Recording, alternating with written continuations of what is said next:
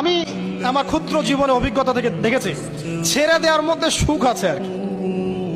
মনে করেন কেউ আপনি গালি দিয়েছে, তো আপনি অনেস্ট, আপনি সৎ এবং আপনি কোনো অন্যায় করেননি, আপনি মাজলুম, তারপরেও আল্লাহর সন্তুষ্টির জন্য ছেড়ে দিলে, আচ্ছা ছাক, কিছু দিচ্ছে বান, ওকে কিছু বললাম না, ছেড়ে দিন।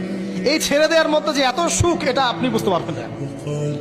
এই সুখটা উপলব্ধি করেছেন স্বয়ং রাসূল সাল্লাল্লাহু আলাইহি ওয়াসাল্লাম। মক্কা বিজয়ের দিন ওই যে বহু মানুষ এসে কি বলেছিল, ভয়ে কাঁপছে যে রাসূল সাল্লাল্লাহু আলাইহি ওয়াসাল্লাম তাদেরকে আবার মৃত্যুদণ্ড দেন কিনা, আছে না? আল্লাহ নবী বললেন যে লা তাসরিবা আলাইকুমুল ইয়াউমা, তোমাদের উপর আজকে আমার কোনো অভিযোগ নাই, ওয়া আনতুমুত তুলাকা, তোমরা মুক্ত, যাও, ছেড়ে দিলাম। এটা শান্তি। ইউসুফ আলাইহিস সালামের ভাইরা কুয়াতে ফেলে দিয়েছিল না, সেখান থেকে মিশরের বাজারে, সেখান থেকে রাজপ্রাসাদে, সেখান থেকে জেলখানায়, জেলখানা থেকে রাষ্ট্র ক্ষমতায়। কি লাইফ ট্র্যাজেডি, লাইফের ট্র্যাজেডি দেখেছেন?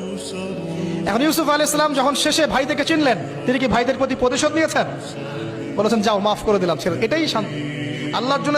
আমি আমার ক্ষুদ্র জীবনে অভিজ্ঞতা থেকে দেখেছি ছেড়ে দেওয়ার মধ্যে সুখ আছে আর কি। মনে করেন কেউ আপনি গালি দিয়েছে, তো আপনি অনেস্ট, আপনি সৎ এবং আপনি কোনো অন্যায় করেননি, আপনি মাজলুম, তারপরেও আল্লাহর সন্তুষ্টির জন্য ছেড়ে দিলে, আচ্ছা ছাক, কিছু দিচ্ছে বান, ওকে কিছু বললাম না, ছেড়ে দিন।